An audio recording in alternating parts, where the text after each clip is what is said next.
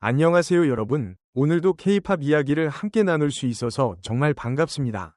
영상을 클릭해주신 여러분이라면 이미 한 가지 공통점이 있을 텐데요.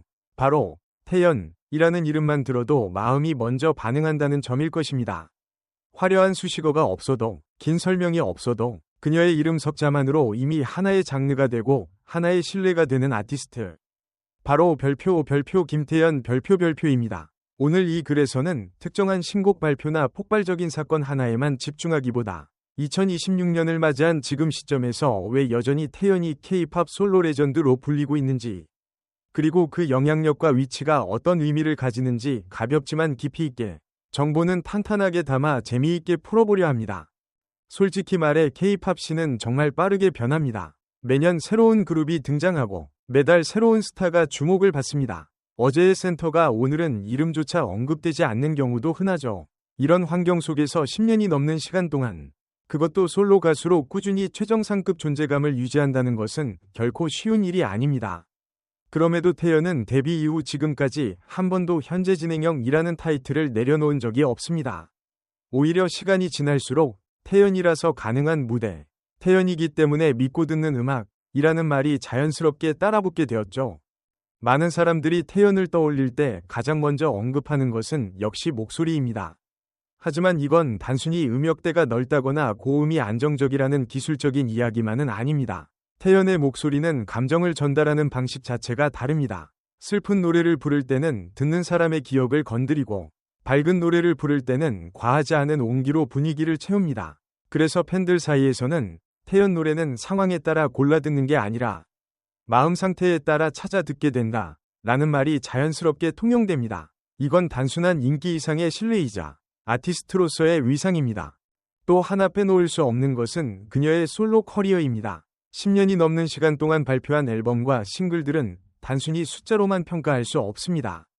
발라드, 미디엄 템포, R&B, 팝, 감성적인 OST까지 장르를 넘나들면서도 항상 태연다움을 유지해왔기 때문입니다. 어떤 곡을 들어도 이건 태연 노래구나 라는 느낌이 들게 만드는 것, 그것이 바로 솔로 아티스트로서 가장 강력한 경쟁력입니다.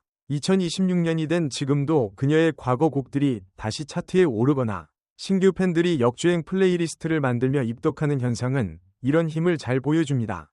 그리고 태연의 영향력을 이야기할 때 빼놓을 수 없는 존재가 바로 팬덤, SONE입니다. SONE은 단순히 오래된 팬덤이라는 의미를 넘어서 매우 안정적이고 성숙한 팬 문화로도 유명합니다. 신곡이 나올 때만 반응하는 것이 아니라 태연이 쉬어갈 때도 기다릴 줄 알고 작은 소식에도 진심으로 응원하는 팬층이 전 세계에 고르게 분포되어 있습니다.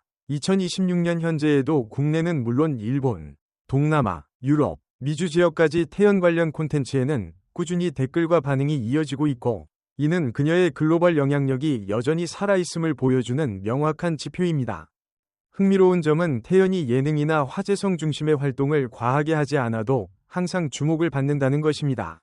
말 한마디, 사진 한 장, 짧은 근황 업데이트만으로도 커뮤니티와 SNS가 반응합니다. 이는 노출이 많아서가 아니라 존재 자체가 콘텐츠가 되었기 때문입니다. 많은 후배 가수들이 태연을 롤모델로 언급하는 이유도 여기에 있습니다. 오래 활동하면서도 이미지가 소비되지 않고 오히려 신뢰와 무게감이 쌓여가는 사례는 K-팝 전체를 봐도 매우 드물기 때문이죠. 2026년의 태연은 더 이상 무언가를 증명해야 하는 위치에 있지 않습니다. 음원 성적, 수상 이력, 커리어의 길이 모두 이미 충분히 설명이 끝난 상태입니다. 그럼에도 그녀의 행보가 계속해서 관심을 받는 이유는 다음 행보가 무엇이든 퀄리티가 보장되어 있다는 믿음 때문입니다. 신곡이 나와도, 콘서트 소식이 들려와도, 혹은 잠시 휴식을 취한다는 이야기가 전해져도 팬들과 대중은 불안해하지 않습니다. 오히려 이번엔 어떤 감정을 들려줄까 라는 기대를 먼저 하게 됩니다.